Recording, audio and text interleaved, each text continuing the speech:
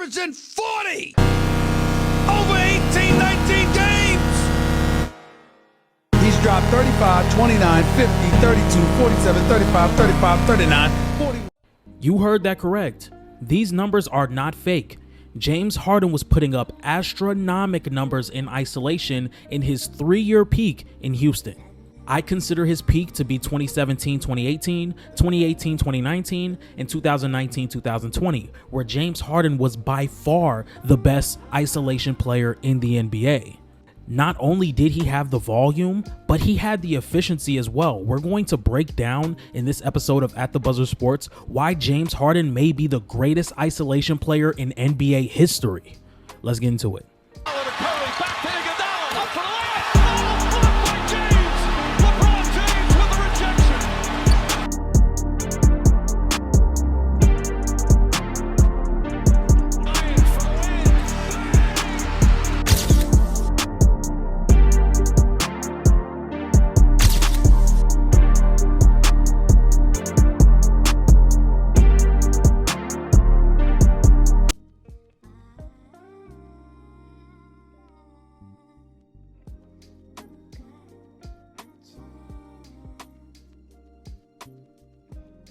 In 2017-2018, James Harden was racking up 1.22 points per possession per 10 possessions of isolation per game with a 19.7 free throw frequency percentage. The following year, James Harden averaged 1.10 points per possession on 16 isolation possessions a game and a 15.5 free throw frequency percentage with a 51.2 effective field goal percentage.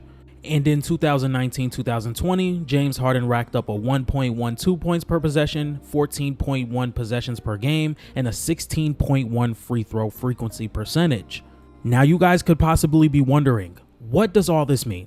Basically, the points per possession is how many points he's racking up per possession, how many possessions was he in isolation each game, and how many times did he get to the free throw line. All things that are very relevant when talking about single isolation attempts per game. How many points you generate, how many times you get to the free throw line, which is the most efficient shot in basketball, and how many times do you score and how efficient are you.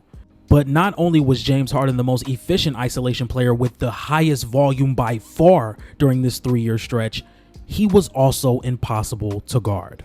There were multiple reasons why James Harden was the most unguardable player in isolation, and the very first reason I want to talk about is the size up. I know from a glance it doesn't look that hard to guard. It's just a guy who crouches down a little lower, crosses over back and forth, and just drives past you, but it's very hard to guard someone who is really good with their right hand, really good with their left hand, is one of the best pull-up shooters in NBA history, and has one of the quickest first steps off the dribble that we've seen in the entire NBA. Let's take a look at this clip here. James Harden has the switch on an older DeAndre Jordan, and he just sizes him up, and as soon as he goes for the ball, he explodes off the dribble and gets right to the rim. Sizing up a player is way more effective when you have multiple layers to your scoring. Sizing up a player is almost like watching someone rock a baby to sleep. The multiple layers in this scenario is the first step, the playmaking, the shooting, and the finishing around the rim. When you have someone who's so dangerous at multiple levels, you're just going to continue to size up until someone reacts to the first thing you do. Now, the threat of the three-point shot is what gets Harden to the rim here. I want you to watch his feet and Jabari Parker's feet. The second Jabari gives him an inch of leeway to take his left hand all the way to the rim, James Harden gets there and he gets the and one. James Harden did such a really good job of making the defenders confused, meaning they're not going to know if he's going to take the step back three or if he's going to drive past them, which goes back to my rocking a baby to sleep reference.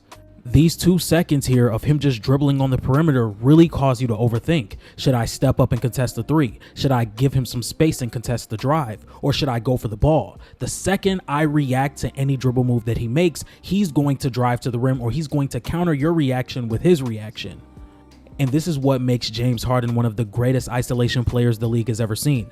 There's way too much to worry about. He knows it, you know it, and he takes advantage of it better than anyone in the NBA. You have to worry about the first step. You have to worry about the off-dribble shooting. You have to worry about the floater. Do I play too close to him as a big and contest the shot and give up the lob, or do I take away the lob and give up the floater? It's way too much to think about. He knows it before you know it, and he knows what he's going to do before you can react. We've seen way too many times James Harden get to the free throw line, James Harden get to the rim with ease, James Harden make the right play because he constantly wins his matchup on the perimeter. Every single time he wins his matchup. So if that leads to easy offense for his team or for himself, that's why the points per possession are always top of the league-esque. Now let's talk about the pull-up shooting that made James Harden so hard to guard. In 2017-2018, on 3 to 6 dribbles, he averaged 37% from 3. On 7+ dribbles, he averaged 40% from 3. In 2018-2019, on 3 to 6 dribbles, James Harden averaged 40% from 3. On 7+ dribbles, he averaged 33% from 3. And on pull-up shooting, he averaged 36% from 3. And in 2019-2020, on 3 to 6 dribbles, he averaged 32% from 3. On 7+ dribbles, he averaged 37% from 3. And on pull-up threes, he averaged 37% from 3. And what made this so dangerous, in my opinion, was any given night he was liable to make 7 pull-up threes. That's why some of the scoring averages were always so high. 32 points per game, 36 points per game. Any given night off the dribble, James Harden can kill you from 3 if you're too worried about taking away the drive. When you have such a consistent pull-up 3-point shooter who plays a lot out of isolation and pick and roll, he can get hot at any given moment and he can explode for a 60-point triple-double like he's done before. Here's a perfect example. Out of pick and roll, they don't know whether to take away the pull-up jump shot or to take away the lob. Harden can kill you with both, so you have to pick your poison here. How about this clip? They overextend on the drive, he pulls up for 3, another situation where you have to pick your poison when guarding James Harden. Here's another look out of the pick and roll. James Harden's going to call for his screen and he's going to make a pass fake just to give himself just enough space to get the shot off. There's the pass fake right there. He gathers, he shoots with space, and he knocks it down. Here's James Harden bringing the ball up the floor again. The defender gives him way too much space trying to take away the drive. He just takes a sidestep, pulls up from 3, and knocks it down with ease. Now, we know James Harden played a very heavy analytical style of basketball, especially with Mike D'Antoni, and over these years where he was dominating as an isolation player, taking a lot of threes and getting to the rim a lot, taking the off dribble 3, driving past his defenders, getting to the rim, or making the good lob pass. But I do think James Harden had a very underestimated in-between game. There was always the threat of the pull-up shooting, the driving, the lob passing, the kick-out passes, the pocket passes, but nobody talks about his floater. And I feel like this is the clip that would explain what I mean by the threat of the passing, the playmaking, the shooting, the floater game, and getting all the way down to the rim. I want you guys to watch Karl Anthony Towns in this possession just the entire time. Here he's going to play a level of drop against James Harden. He's going to keep backing up. He's going to bite on the floater, but then he tries to take away the lob and James Harden gets an easy floater. He had to make the decision in the split time, and either way it was a bad decision. Giving up the lob to James Harden, which he's so good at, or the floater. And this is pretty routine for James Harden playing in the pick and roll. Whether it was in pick and roll or isolation, the rim pressure plus the floating and the lob passing made it so hard to try and decide what you're going to do to nullify James Harden getting all the way downhill to the rim.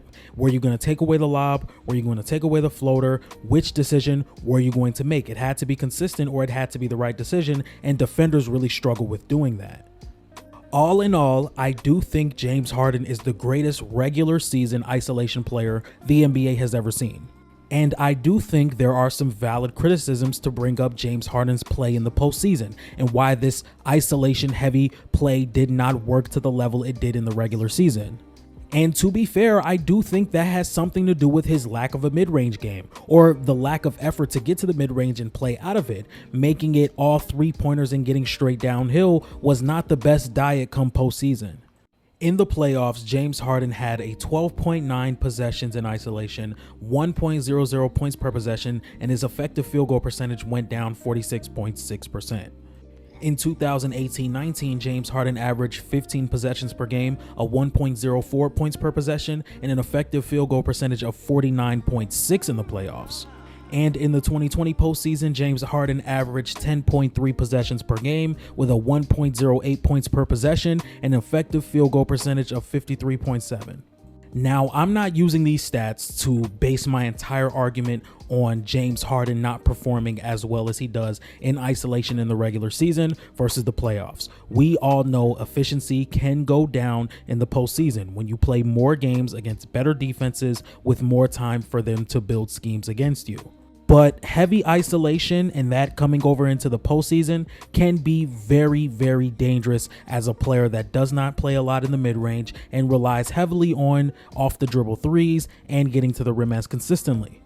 And I think James Harden is one of the factors of that. Just somebody that plays in isolation, shoots a lot from three, and gets to the rim a lot. If he's playing against A+ rim protection, if he's not having it going from three throughout a series, that can affect his play in the postseason a lot.